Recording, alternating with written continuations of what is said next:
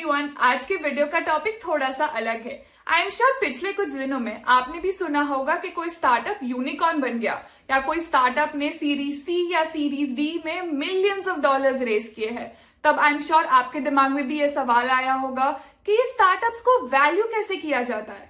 Welcome back to Groww YouTube channel. आज के ये वीडियो में हम यही जानेंगे कि स्टार्टअप्स को वैल्यू कैसे किया जाता है। अगर आप यहाँ पे नए हो तो make sure subscribe to Groww YouTube channel और मुझे कमेंट सेक्शन में बताइए कि आपके हिसाब से कौन सा स्टार्टअप सबसे ज्यादा ओवर वैल्यूड है। तो चलिए वीडियो के साथ आगे बढ़ते हैं।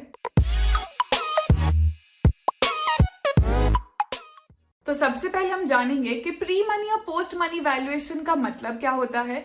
उसके बाद हम ये जानेंगे कि एक स्टार्टअप की लाइफ साइकिल में क्या क्या डिफरेंट स्टेजेस होते हैं। उसके बाद हम ये समझेंगे कि डिफरेंट स्टेजेस पे कौन से वैल्यूएशन मेथड यूज किए जाते हैं। उसके बाद हम जानेंगे एक वेंचर कैपिटल फंड और एक फाउंडर के ऑब्जेक्टिव और रैशनल क्या होते हैं स्टार्टअप वैल्यूएशन और फंडिंग के पीछे। और लास्ट में हम ये जानेंगे कि अगर आपके पास एक स्टार्टअप या बिजनेस है तो ये वीडियो में सीखे गए मेथड से आप अपने स्टार्टअप या बिजनेस को वैल्यू कैसे कर सकेंगे। तो जो स्टॉक मार्केट में लिस्टेड कंपनीज है यानी कि जो पब्लिक कंपनीज है उनकी वैल्यूएशन कैसे डिटरमाइन होती है। उनके फंडामेंटल्स पे यानी कि उनके financial ratios, cash flow, future growth, sector का फ्यूचर ग्रोथ एंड मेनली उनके सप्लाई एंड डिमांड पे भी। सिमिलरली पब्लिक कंपनी की वैल्यूएशन भी वो सेक्टर की एंड वो कंपनी की supply and demand as well as उनके फंडामेंटल्स पे डिटरमाइन होती है। अब ये कंपनीज में मेनली इन्वेस्ट कौन करता है? वेंचर कैपिटल फंड्स, वो कंपनी के फाउंडर्स, उनके family and friends and angel investors. अब ये प्री मनी पोस्ट मनी का कॉन्सेप्ट तो रिलेटिवली इजी है, बट सबसे डिफिकल्ट टास्क है ये डिटरमाइन करना कि क्यों सिर्फ 1 मिलियन ही 20% स्टेक के लिए, क्यों 5 मिलियन नहीं, क्यों 10 मिलियन नहीं। यहाँ पे आता है वैल्यूएशन का गेम। अब क्योंकि सारे स्टार्टअप्स एक जैसे नहीं होते इसीलिए हम स्टार्टअप्स को समझेंगे उनकी मैच्योरिटी के बेसिस पे। अब मैच्योरिटी के बेसिस पे हम स्टार्टअप्स को मेनली 3 पार्ट्स में डिवाइड कर सकते हैं। सबसे पहला है अर्ली स्टेज स्टार्टअप, सेकंड है growth stage startup and last है लेट स्टेज या फिर मैच्योर स्टार्टअप। अब एक स्टार्टअप के लाइफ साइकिल में पहले 3-4 फेजेस को बोलते हैं अर्ली स्टेज। तो सबसे पहला होता है आइडिया स्टेज। अब इस फेज में जो फाउंडर है उनके पास एक आइडिया होता है। फॉर एग्जाम्पल उबर ने एक देखा होगा कि ना टैक्सीज और कैब्स बुक करना बहुत डिफिकल्ट है, इसीलिए उन्हें आइडिया आया कि ये प्रॉब्लम को हम सॉल्व कर सकते हैं वाया एन ऐप। फिर सेकेंड स्टेज आता है प्रोटोटाइप स्टेज। अब इस स्टेज में वो आइडिया के बेसिस पे वो एक मिनिमल वायबल प्रोडक्ट बना देते हैं और उसे थोड़े बहुत यूजर्स में डिस्ट्रीब्यूट करते हैं टू टेस्ट कि क्या उनको जो आइडिया आया था, क्या उनको जो प्रॉब्लम लगी थी मार्केट में, इज दैट एक्चुअली देयर। फिर एक बार उनका आइडिया टेस्ट हो जाता है फिर आता है थर्ड स्टेज, ये होता है प्री रेवेन्यू स्टेज। ये स्टेज में प्रोडक्ट मार्केट फिट डिटरमाइन होता है या उसे ढूंढने की कोशिश करते हैं। तो यहाँ पे एप्स पे बहुत सारे डिफरेंट चेंजेस होते हैं या फिर वेबसाइट पे चेंजेस होते हैं, इंटरफेस चेंज किया जाता है, कोड परफेक्ट किया जाता है और एक बार उनको एक परफेक्ट ऐप या परफेक्ट प्रोडक्ट मिल जाता है जो लोगों के साथ एकदम क्लिक कर जाता है, फिर नेक्स्ट स्टेज आता है जिसे बोलते हैं अर्ली रेवेन्यू स्टेज। तो ये पूरे साइकिल या ये 4 फेजेस तक एक स्टार्टअप को अर्ली स्टेज स्टार्टअप बोला जाता है। फिर आता है ग्रोथ स्टेज। अब ये स्टेज पे बहुत सारे यूजर्स के पास पहली बार वो कंपनी का प्रोडक्ट या सर्विस रीच होता है।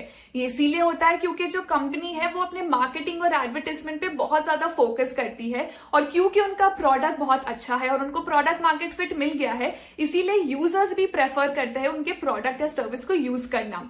ये स्टेज पे एक्सपोनेंशियल ग्रोथ होता है कंपनी की वैल्यूएशन, रेवेन्यू, यूजर्स और ट्रैक्शन में। एंड इसके बाद आता है लेट स्टेज। अब ये स्टेज पे मोर और लेस सब लोग वो कंपनी के बारे में जानते हैं, कई लोग उसके फ्रीक्वेंट डेली यूजर्स भी है, कंपनी का जो प्रोडक्ट है वो मोर और लेस मैच्योर हो चुका है, कंपनी इन वन और अदर अपना मार्केट डोमिनेंस एस्टैब्लिश कर चुकी है एंड इन सम केसेस वो आईपीओ में जाने की भी तैयारी भी कर रही होती है या they are mature enough to go for an IPO.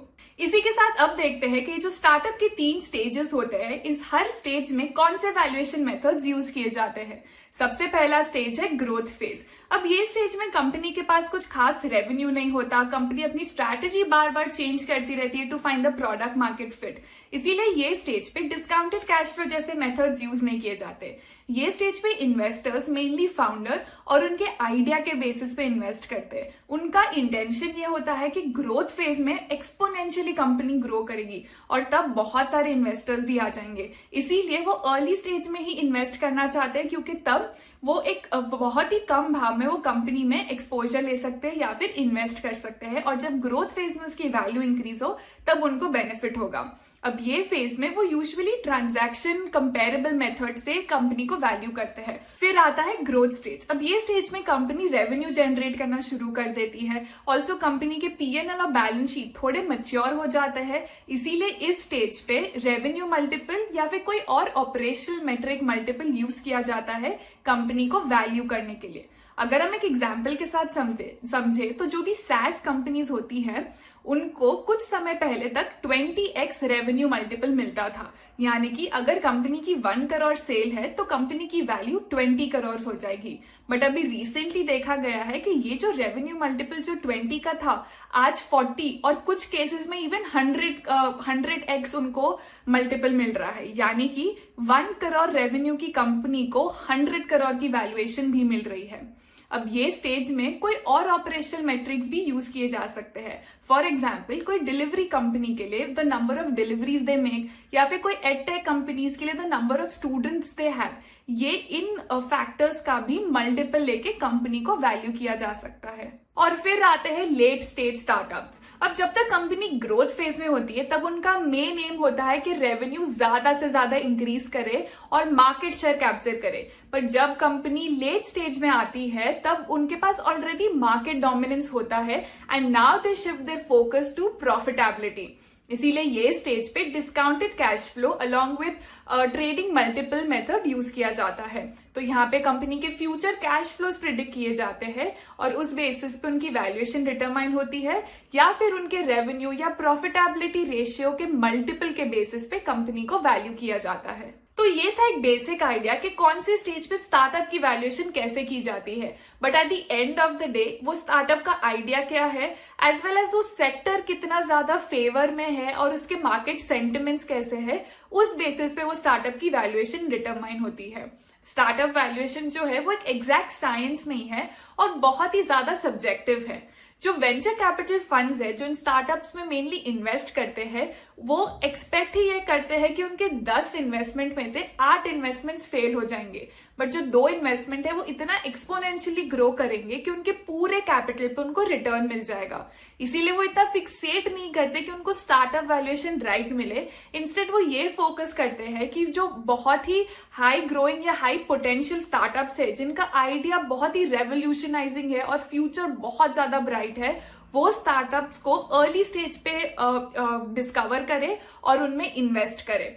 इसीलिए स्टार्टअप्स कई बार ओवर वैल्यूड भी होते हैं। वीसीज की आइडियोलॉजी ये रहती है कि जो भी वैल्यूएशन पे वो इन्वेस्ट कर रहे हैं after a given amount of time से 3 to 5 years, क्या वो अपना इन्वेस्टमेंट मल्टीपल टाइम्स में बेच सकते हैं? If the answer they see is a yes, then they will more or less consider investing in that startup. Now on the other side of the table, यानी कि जो फाउंडर्स है वो of course चाहेंगे कि उनकी स्टार्टअप को जितनी ज्यादा वैल्यूएशन मिले उतना अच्छा। अब स्टार्टअप्स जब भी पैसे रेज करते हैं उसके अगेंस्ट वो अपने कंपनी के शेयर्स देते हैं ये इन्वेस्टर्स यानी कि वेंचर कैपिटल फंड्स को।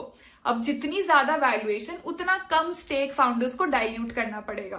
फाउंडर्स यूजुअली ये बॉल पार्क फिगर रखते हैं कि वो इतना अमाउंट रेस कर ले कि उनके नेक्स्ट 18 मंथ्स के खर्चे कवर हो, एंड इसके लिए वो लोग 15 to 20% of the startup equity dilute करने के लिए रेडी होते हैं। तो इसी के साथ अब हम डिस्कस करेंगे कि अगर आपके पास एक स्टार्टअप है तो आप उसे वैल्यू कैसे करेंगे।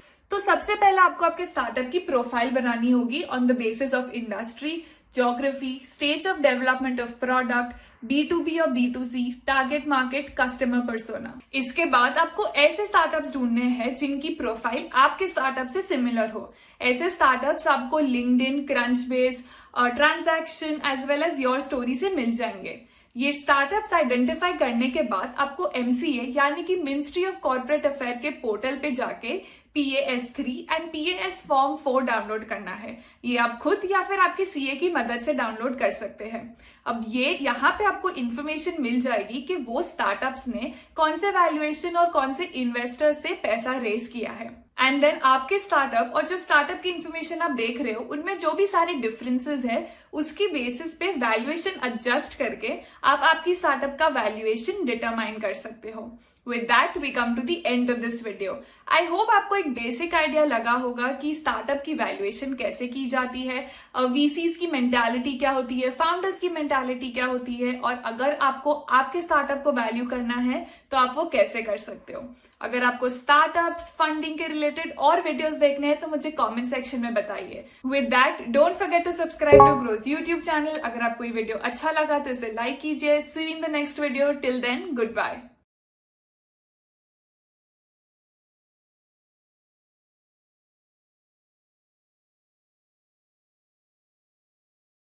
Investment in securities market are subject to market risks. Read all the related documents carefully before investing. Please read the risk disclosure documents carefully before investing in equity shares, derivatives, mutual fund, and or other instruments traded on the stock exchanges.